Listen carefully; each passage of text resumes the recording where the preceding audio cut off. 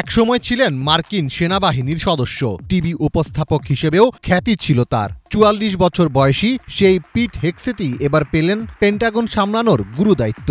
নানা বিতর্ক আর নাটকীয়তার পর অবশেষে যুক্তরাষ্ট্রের নতুন প্রতিরক্ষা মন্ত্রী হিসেবে চূড়ান্ত হলেন প্রেসিডেন্ট ডোনাল্ড ট্রাম্প মনোনীত পিট Hegseth. I, Pete Hegseth, do solemnly swear that I will support and defend the Constitution of the United States.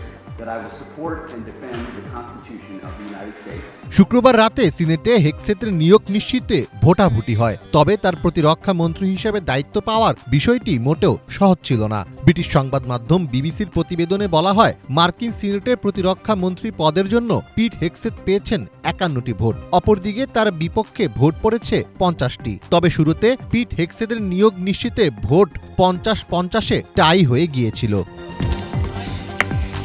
Democrat ও স্বতন্ত্রদের পাশাপাশি পিটের নিজ দল রিপাবলিকানের ৩ সদস্য তার বিপক্ষে ভোট দেন। পক্ষে বিপক্ষে সমান সংখ্যক ভোট পড়ায় ফলাফল নির্ধারণে দেখা দেয় জটিলতা। এই পরিস্থিতি থেকে উত্তরণে সিনেটে ভোট দিতে আসেন ভাইস প্রেসিডেন্ট জেডি ভ্যান্স। সাধারণত ভাইস প্রেসিডেন্টকে ভোট দিতে হয় না, কেবল টাই ব্রেকিং পরিস্থিতি হলেই তিনি তার রায় দেন। জেডি ভ্যান্স পিটের পক্ষে টাই ব্রেকিং ভোট দেওয়ায় মার্কিন প্রতিরক্ষা মন্ত্রী হিসেবে তার নিয়োগ চূড়ান্ত হয়। যুক্তরাষ্ট্রের মিনেসোটা অঙ্গরাজ্য থেকে সিনেট নির্বাচনে লড়েছিলেন পিট হেগসেথ, তবে তিনি নির্বাচনে জিততে পারেননি। ফক্স নিউজের সাবেক উপস্থাপক হেগসেথ যুক্তরাষ্ট্রে আর্মি ন্যাশনাল গার্ডের সাবেক কর্মকর্তা ছিলেন। তার ওয়েবসাইটের তথ্য অনুসারে তিনি আফগানিস্তান, ইরাক ও কিউবার গুয়ান্তানামো বেতে দায়িত্ব পালন করেছেন।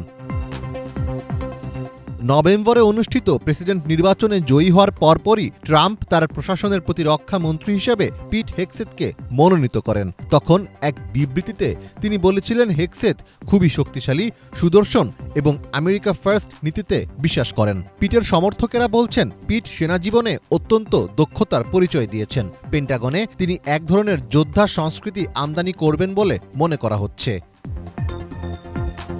অন্যদিকে বিরোধীরা উল্লেখ করছেন, পিটের বিরুদ্ধে অতীতে একাধিকবার যৌন অশালীনতা, নারী নির্যাতন ও আর্থিক কেলেঙ্কারির অভিযোগ উঠেছে। পিটের বিরুদ্ধে শুধু ডেমোক্রেট বা ইন্ডিপেন্ডেন্ট নয়, ৩ জন রিপাবলিকান সিনেটরও ভোট দিয়েছেন।